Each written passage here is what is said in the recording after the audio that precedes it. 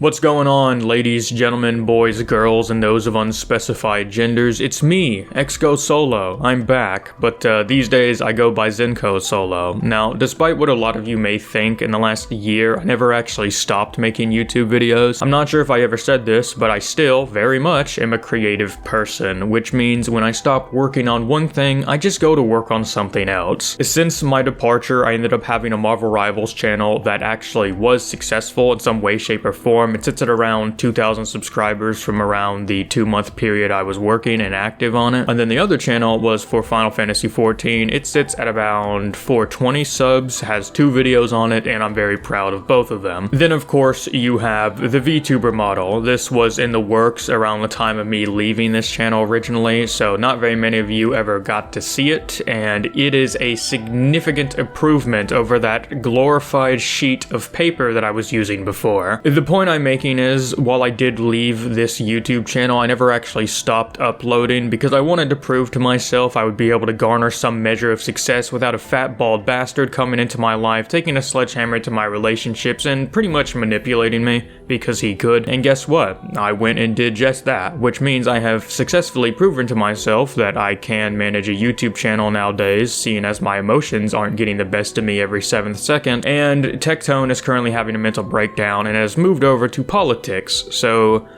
I don't think I have to worry about him anymore. That being said, everything I've just said isn't necessarily new information, so it wouldn't be the catalyst that brings me back to this channel.